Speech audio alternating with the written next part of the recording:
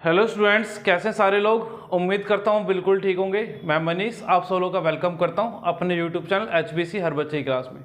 आज हम लोग स्टार्ट कर रहे हैं क्लास 9th का चैप्टर 2 पॉलिनोमियल्स। देखिए, पॉलिनोमियल्स को आप लोगों ने पहले भी पढ़ा है, तो सबसे पहले हम लोग बात करते हैं टर्म होता क्या है। सबसे पहले बात करते हैं कि टर्म होता क्या है। It is an algebraic expression. अगर आप लोगों ने अपनी छोटी क्लासों के अंदर इस चैप्टर को ध्यान से पढ़ा होगा तो टर्म की डेफिनेशन सिंपल सी क्या होती थी। कोई भी अलजेब्रिक एक्सप्रेशन उसको क्या बोलेंगे हम लोग, टर्म बोलेंगे। यानी कि उसके अंदर कोई एक कांस्टेंट पार्ट होगा और एक वेरिएबल पार्ट होगा। एग्जांपल के लिए जैसे कि हमारे पास है 5x एक टर्म है, इसके अंदर एक 5 है और एक x है। तो जो न्यूमेरिकल पार्ट है दैट इज कॉल्ड कोएफिशिएंट। तो कोएफिशिएंट क्या होगा, it is a number of the given term. यानी कि जो भी आपको गिवन टर्म है उसके अंदर जो न्यूमेरिकल पार्ट है उसी को हम लोग क्या बोलेंगे, कोएफिशिएंट बोलेंगे। और जो कोई भी अल्फाबेट है ABCDEFG से लेके XYZ तक कोई भी जो अल्फाबेट है उसको हम लोग क्या बोल देंगे, वेरिएबल बोलेंगे। क्या बोलेंगे उसको, वेरिएबल बोल देंगे सिंपल टर्म्स के अंदर। तो कोई भी जो अल्फाबेट पार्ट होगा it is a alphabetical part. किसी भी टर्म का जो अल्फाबेटिकल पार्ट है उसको हम लोग क्या बोलेंगे, वेरिएबल बोल देंगे सिंपल टर्म्स के अंदर। अगर आप लोगों से पूछा जाए x का कांस्टेंट क्या है या x का कोफिशिएंट क्या है, तो जो भी नंबर पार्ट है 5, x का जो कोफिशिएंट है वो क्या बच्चे यहाँ पर 5 है हमारे पास। इसके बाद हम लोग बात करते हैं पॉलिनोमियल्स की। ये तो हो गया हमारे पास टर्म्स की। अब से पहले हम लोगों ने क्या सीखा है कि जो टर्म्स होते हैं या फिर जो पॉलिनोमियल्स उनको ऐड कैसे करते हैं, सब्ट्रैक्ट कैसे करते हैं, डिवाइड कैसे करते हैं, मल्टीप्लाई कैसे करते हैं।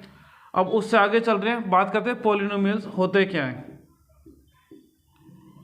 Polynomials it is a group और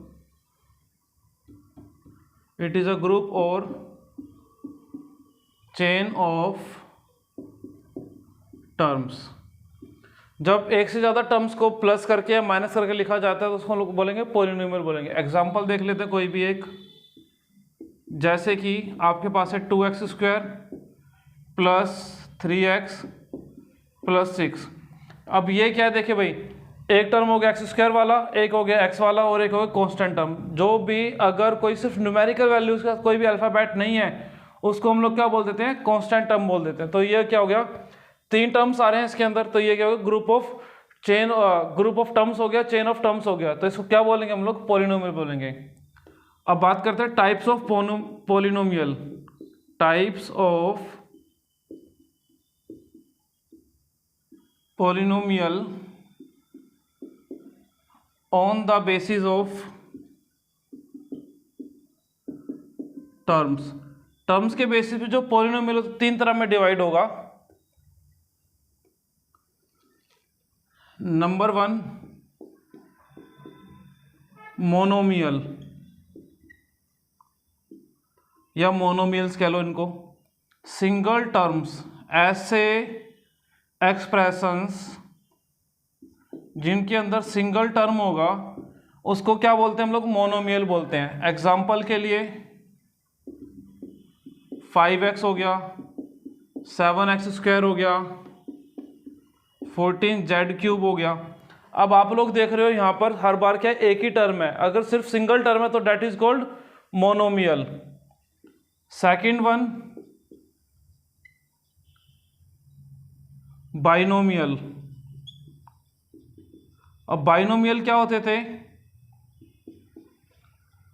2 टर्म्स। अगर किसी भी अलजेब्रिक एक्सप्रेशन के अंदर 2 ही टर्म है तो उसको हम लोग क्या बोलेंगे, बाइनोमियल बोलेंगे। एग्जांपल के लिए 5x प्लस 7, 7x² प्लस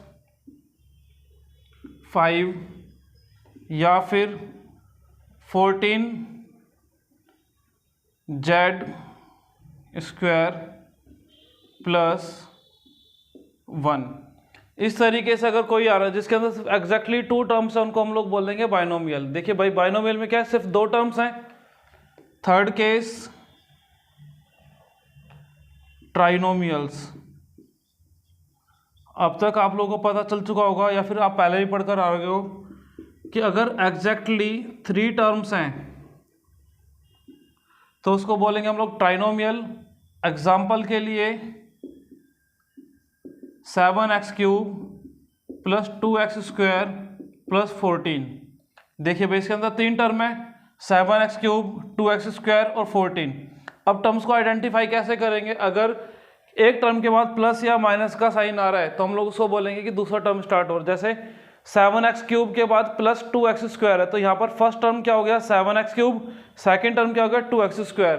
अब 2x स्क्वायर के बाद नेक्स्ट टर्म जो आ रहा है वो प्लस 14 आ रहा है। अब 14 के साथ कोई भी अल्फाबेट नहीं है तो 14 को हम लोग क्या बोल सकते हैं, कांस्टेंट बोल सकते हैं। तो यहाँ पर हम लोगों ने देखा कितने टर्म्स हैं यहाँ पर, 1 2 3।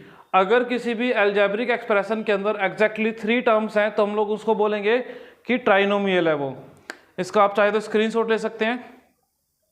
चलिए भाई, थोड़ा सा रफ कर देते हैं, पॉलिनोमियल्स के बारे में और जानते हैं थोड़ा सा।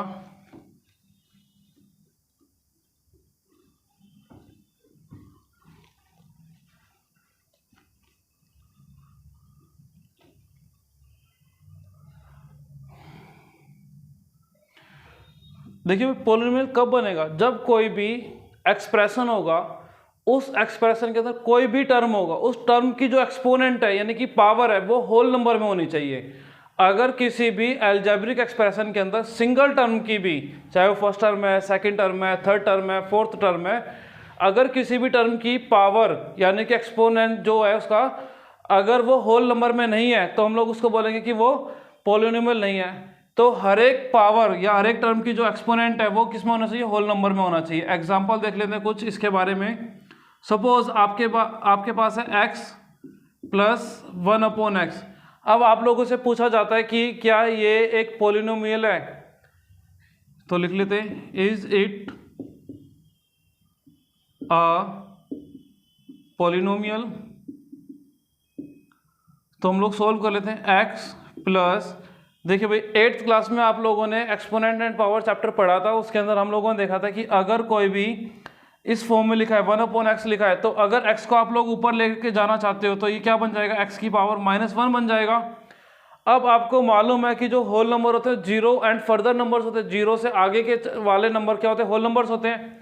बट यहाँ पर -1 है और होल नंबर कभी माइनस में नहीं होते, नेगेटिव में नहीं होते हैं। सो ये एक पॉलिनोमियल नहीं होगा। एज द एक्सपोनेंट, यहां पर लिख लेते हैं as the exponent of second term is -1। Exponent बोले तो उसकी जो पावर है, देखो सेकंड, देखो 2 टर्म है इसके अंदर, एक x है और एक x की पावर -1 है। तो जो सेकंड टर्म है x की पावर -1 यानी कि जो एक्सपोनेंट है वो -1 है, और -1 एक होल नंबर नहीं होता, which is not a whole number. So it is not a polynomial। अभी क्वेश्चन आएंगे आपके पास इस तरीके के।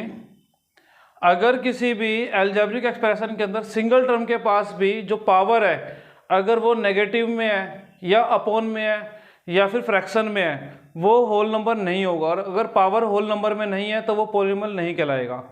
जैसे कि यहाँ पर x की पावर -1 है और -1 एक होल नंबर नहीं होता है। अगर होल नंबर नहीं है तो वो भी एक्सपोनेंट, वो क्या हुआ, पॉलिनोमियल नहीं बनेगा।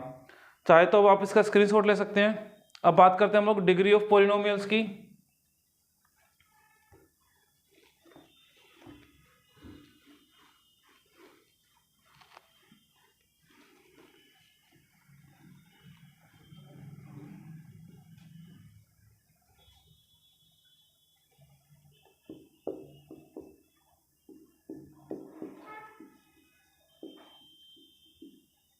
Degree of a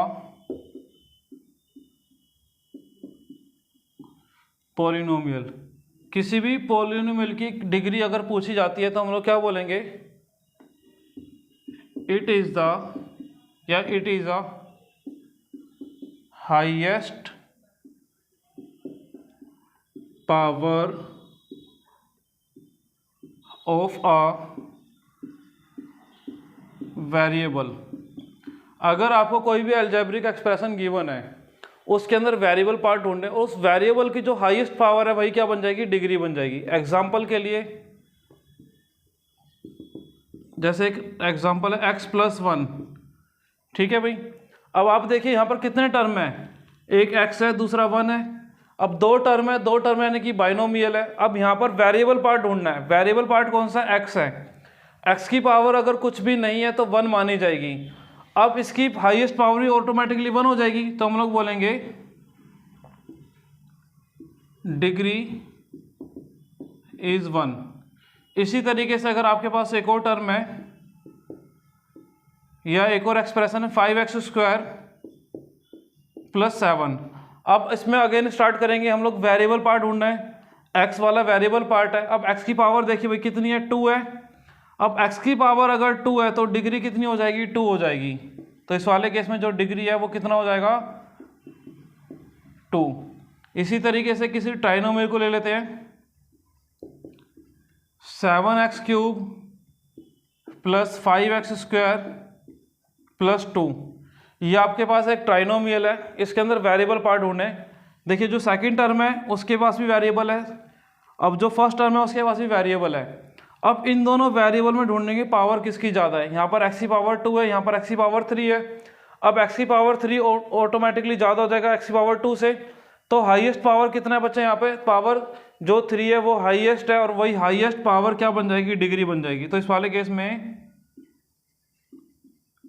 degree is 2। I hope आपको ये इतना क्लियर हुआ होगा। चलिए भाई थोड़ा सा रफ करते हैं।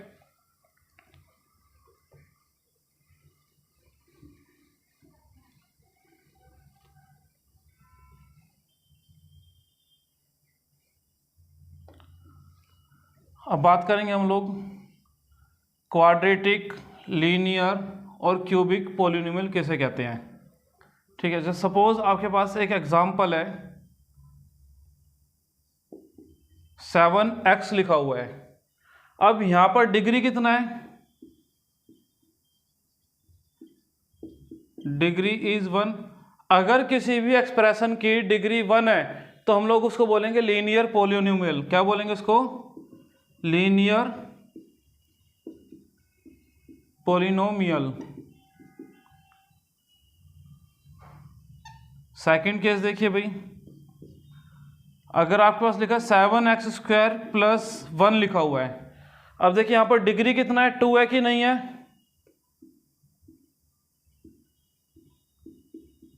Degree is 2। अगर किसी भी एक्सप्रेशन की डिग्री 2 है तो उसको हम लोग क्या बोल देंगे, क्वाड्रेटिक पॉलिनोमियल। थर्ड एग्जांपल देख लेते हैं, यहां पर अलग से लिख लेते हैं इस तरफ। एग्जांपल 1, एग्जांपल 2, एग्जांपल 3 देख लेते हैं।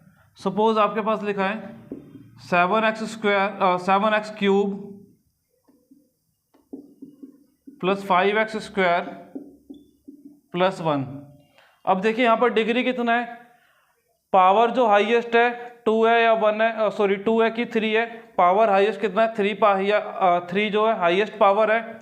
अगर 3 हाईएस्ट पावर है तो डिग्री भी 3 बन जाएगी, डिग्री इज 3। अगर किसी भी अलजेब्रिक एक्सप्रेशन की डिग्री 3 है तो हम लोग उसको बोलेंगे क्यूबिक